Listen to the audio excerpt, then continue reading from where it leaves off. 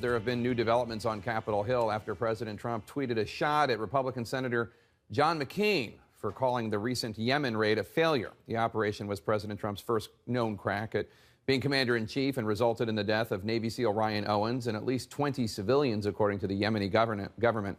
Although the Pentagon says that al-Qaeda terrorists were also killed and intelligence was gathered. President Trump tweeted, quote, "Senator McCain should not be talking about the success or failure of a mission to the media. Only emboldens the enemy. He's been losing so long, he doesn't know how to win anymore. Just look at the mess our country is in, bogged down in conflict all over the place. Our hero Ryan died on a winning mission, according to General Mattis, not a failure. Time for the U.S. to get smart and start winning again."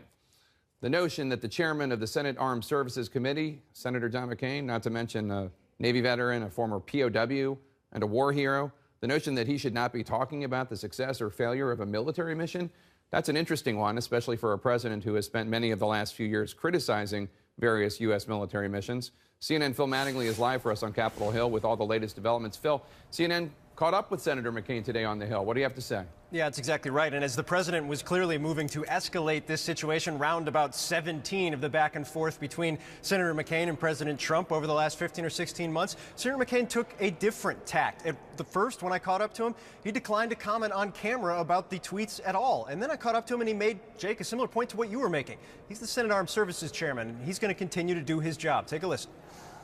That's what I have to work as my responsibilities as chairman of the Senate Armed Services Committee, and that's what I'm about. Nothing more. There's nothing more to answer.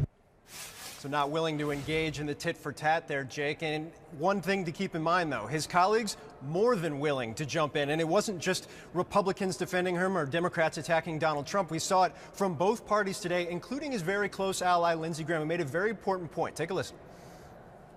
One thing I would advise the Trump administration is don't oversell success.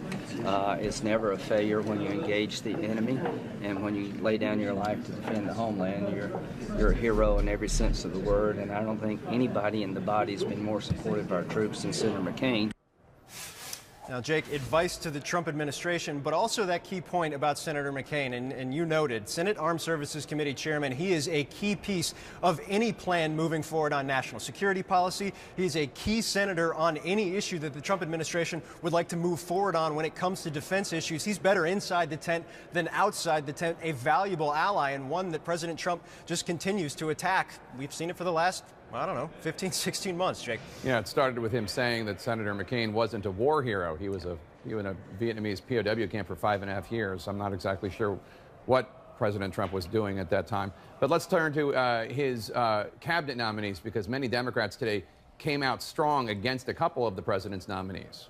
Yeah, that's exactly right. And the interesting issue here, and this is particularly pertaining to Andy Puzder, the nomination to be Labor Secretary, is it's not just Democrats who feel like they have an opening with this nomination. It's Republicans who behind the scenes are telling me, several Senate GOP aides, that they recognize this is the most problematic nomination they've had. And the reasons are multiple. There have been a lot of former workers for Andy Puzder who have come out and complained about his tenure running a restaurant group. But there has also been the admission that he employed an undocumented immigrant for several years. Now, that has been the type of thing that has sunk other nominations in the past, but it's important to note Senate Majority Leader Mitch McConnell behind the scenes has been telling his members that this is a nomination they have to get through. This would be an excellent Labor Secretary. Senate leadership, Jake, still saying that they believe they will get the requisite 51 votes to get him through the Senate. But as I said, Senate Democrats think they have an opening here. They think this is their best chance to sink a Trump cabinet nominee. But for them to be able to do that, they need Senate Republicans to come over.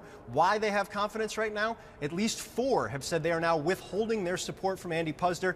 His nomination or confirmation hearing, Jake, which has been delayed 3 times up to this point, is now finally on the books. It'll happen next week. It'll be one that we should all keep a very close eye on. All right, Phil Mattingly on Capitol Hill for us. Thanks so much.